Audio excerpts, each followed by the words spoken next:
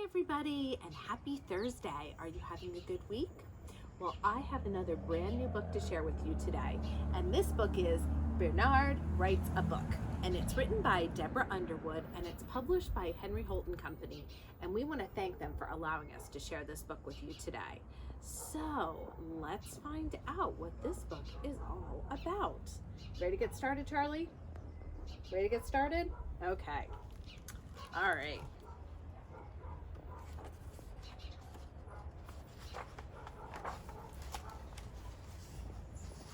Bearnard writes a book.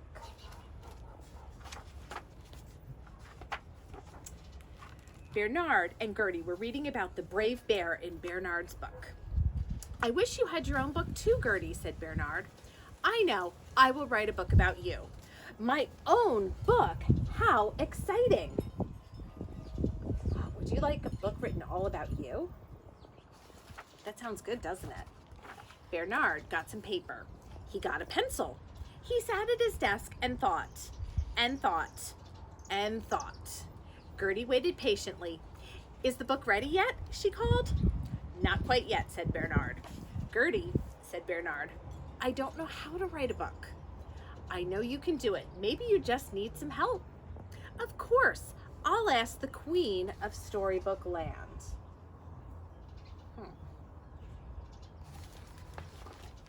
Bearnard and Gertie walked to Storybook Gate. May we please see the Queen? I'm sorry, Bearnard, said the sentry. She's not here right now. May I help you? I want to write a book about my good friend Gertie, said Bearnard, but I've lost my way. Ha! Then you need this. He handed Bearnard a map. First stop, the library, Bearnard said. I love libraries, said Gertie. Do you love libraries? Yes. Ben, do you love libraries? Yes. They're going to the library. Gertie browsed while Bearnard read and read. I'm inspired, Bearnard said. What's next? Character City, said Gertie. Let's go. Do you like to sit and read at the library? Or do you like doing programs? Wow, said Gertie. Look at all these characters. We already have one character for your book, you. Who else should I choose? How about a dragon? Gertie asked. Too dangerous. How about a bunny? How about a crocodile? Maybe that cute little worm, Bearnard said. Bearnard, I want to be in an exciting story, a story that's full of adventure. Definitely the worm. What's next? Setting village. Let's go. Who would you want in a story about you? Would you want a worm or a dragon? Where would you like your story to take place? Asked Bearnard. A volcano. That would be exciting. How about a lovely park? A crumbling iceberg, said Gertie. Ooh, that pond looks safe. Your story would take place in a pond. You know how to swim, don't you, Gertie? I am a goose, said Gertie. Of course I know how to swim. Right, said Bearnard. What's next? Problem Plaza. Now that sounds exciting. So where would you like your story to take place? A volcano? Ooh, dragons on volcanoes sound good, don't they? Gertie, Bearnard cried, you're my friend. I don't want you to have any problems. Bearnard, Gertie said, it's only a story. Maybe I'm being chased by pirates. Let's find a teensy problem. Maybe you lost your sock, said Bearnard, or broke your crayon. Maybe I need to battle a rampaging monster, said Gertie. Broken crayon it is, said Bearnard. Gertie sighed. All right, what's next? I don't know. What do you think? Gertie's not sounding very excited. So what's next? The writer's room. Gertie relaxed with her book while Bearnard wrote. Once upon a time, there was a wonderful goose named Gertie. She lived in a pond with her worm friend Edgar. One day, Gertie broke her crayon. So Gertie and Edgar went to the store and bought a new crayon. The end. Bearnard stared at the story. It wasn't exciting. And Gertie wanted an exciting story. How's it coming? I'm going to take a thinking walk.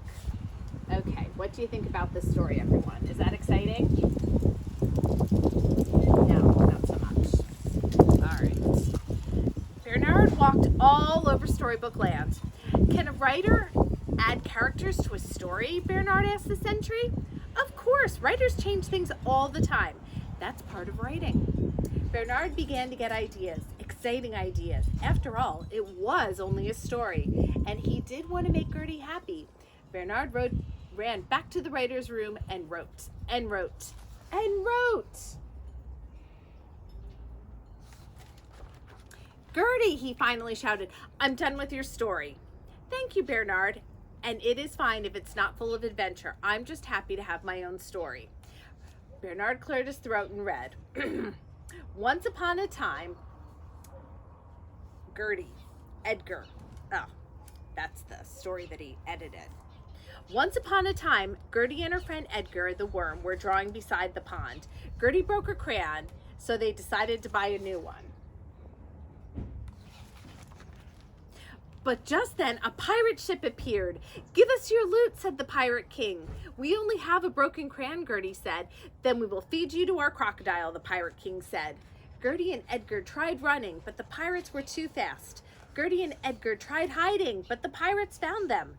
Then Gertie remembered that pirates like peanut butter. She tossed a jar down the hill. The pirates scrambled to get it. Is this a better story? Is it at least more exciting? What do you think? What do you think? Oh, Charlie's still sitting here. Then Edgar turned into a dragon. Wow, Edgar, you're a dragon, said Gertie. Surprise, said Edgar. Can you fly us to a volcano? Sure. We'll be safe here till the pirates go away. Look, said Edgar, the crayon pieces are starting to melt. Gertie pushed the two pieces back together. Let's fly someplace cold. Then the crayon will be fixed. Okay, so now we've got dragons and volcanoes. They flew to an iceberg. While they waited for the crayon to cool off, Gertie battled a rampaging monster. After the monster surrendered, Gertie checked the crayon. It's ready. Let's fly home and get back to drawing. And they did. The end. What do you think? Bearnard asked nervously. Bearnard, that was the best story ever. Thank you. She gave him a big hug. See that? That was quite a crazy story, but definitely better than the first one. Our books look so nice together on your shelf, Gertie said. You could write a story too, Bearnard said. We have the story map to help us. No, thank you, Gertie said. In the library, I discovered something wonderful. My great-great-great-great-great-great-grand goose was a poet. I'm going to write poems just like she did. You know what that book says? Mother Goose Nursery Rhymes. So she's going to write poems. And there they are writing together. The end. All right. So now you know how to write a story. Why don't you try to write one or draw some pictures with it? I'll bet you can get an older sibling or a friend or a parent to help you write it. And then you can come and share it with me. I will be back next week with 2 books all about sleep, and I can't wait to share them with you. And one of them has a sloth. So until then, everybody have a great weekend, and I'll see you back here on Tuesday. Bye for now.